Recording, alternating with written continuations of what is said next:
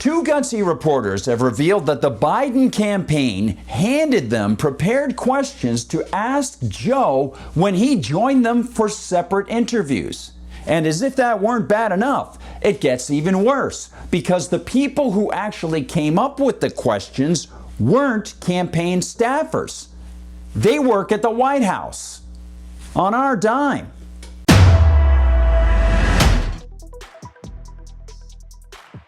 Hi everyone, I'm Gardner Goldsmith for MRC-TV. Now imagine you are a reporter.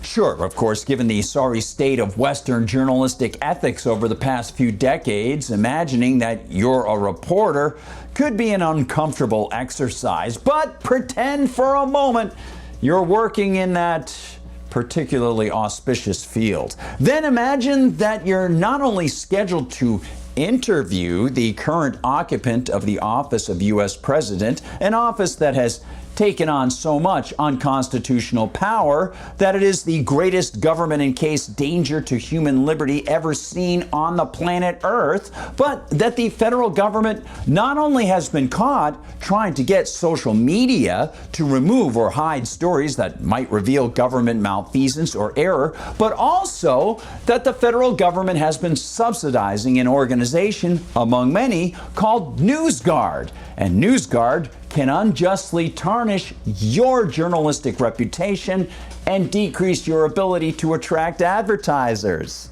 Now imagine that White House staff indirectly hand you a list of questions that they've prepared for you to ask of that president as he campaigns for re-election.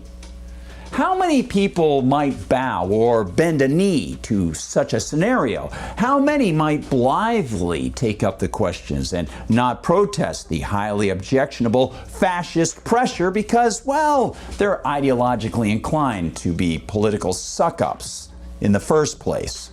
Well, those are thoughts that might enter one's mind when discovering that in the past few days, two radio hosts have revealed just those kinds of shenanigans.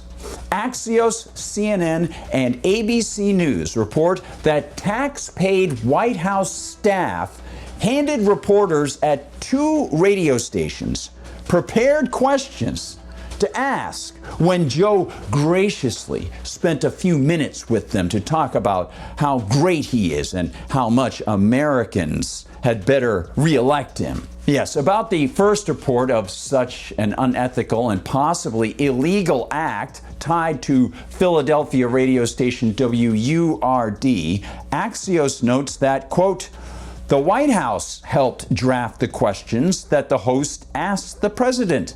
Then the Biden campaign sent them to the radio station, given that it was technically a campaign interview, a person familiar with the matter tells Axios. End quote. Indeed, Andrea Lawful Sanders, the host of The Source on WURD in Philadelphia, confirmed to CNN, I got several questions, 8 of them, and the 4 that were chosen were the ones that I approved. So, given that it was technically a campaign interview, why were U.S. taxpayer dollars spent on the White House staff drafting the questions? Moreover, did anyone in the chain of evidence here, apart from the ethical reporters at the stations who blew the whistle, notice that it's utterly improper for anyone involved in public policy, let alone the most politically powerful people on earth, to offer prepackaged questions to radio hosts whose jobs could be damaged or ended because the federal government has created so many tentacles of censorship? There's something about keeping one's integrity and being honest with the audience that many pop media workers seem to miss. It's hard to grasp why they prefer to bow and kowtow to the politicians, but it's good to see folks who don't bend. Such was the case for host Earl Ingram, the second media figure to blow this whistle about the Biden White House and Biden campaign, creating and feeding reporters prepackaged so-called questions. As ABC News reports, quote, a second local radio host on Saturday told ABC News that he was provided a list of questions in advance for his interview with President Joe Biden this week. Yes, I was given some questions for Biden, Earl Ingram of Civic Media told ABC News. Ingram, a prominent host of a Wisconsin radio station, interviewed Biden this week in the wake of his debate performance, end quote. Well, clearly, questions of Biden's cognition arise when reading about these revelations, but the wider scope of this becomes revealed as one sees Mr. Ingram's reaction when running on that treadmill of so-called journalism and trying to manage a swiftly moving situation and pressure from the White House. Quote, Ingram said he was given 5 questions and ended up asking 4 of them. I didn't get a chance to ask him all the things I wanted to ask, he said, end quote. Which can inspire for many of us many worrying questions of our own. These are questions that go beyond the fact that perhaps our tax money is being utilized to package comfortable questions that will be asked of the campaigning Joe Biden. Of course, the questions they package for him, obviously, are framed to paint him in a good light or to offer him greater opportunities for self-promotion. But we ourselves can ask a very big question, such as what was missed? What did the audience not get to hear?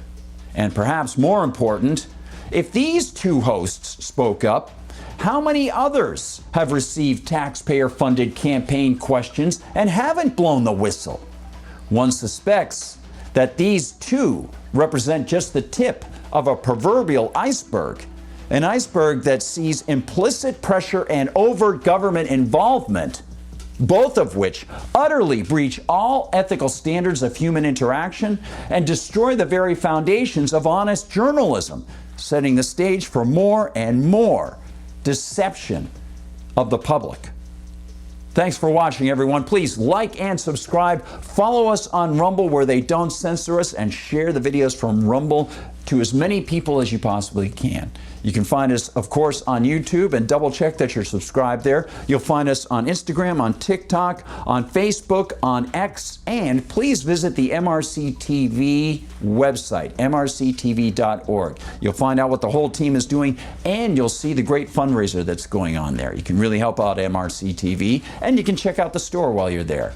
You can also follow me on Gab. I'm at Gardner Goldsmith on Gab, and you can find me on X as @GardGoldsmith. Thanks so much for watching, everyone. For MRC TV, I'm Gardner Goldsmith.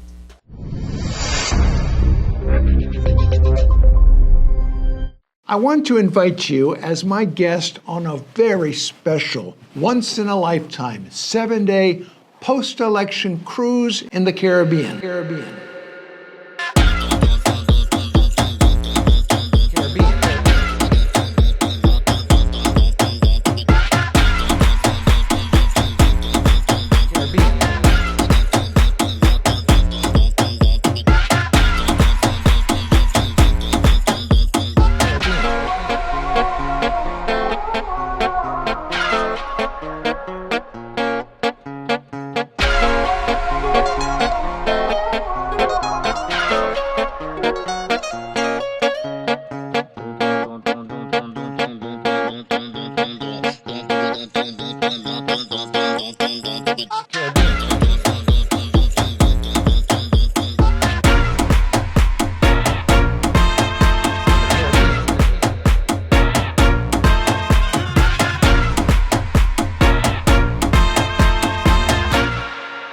It's going to be a blast.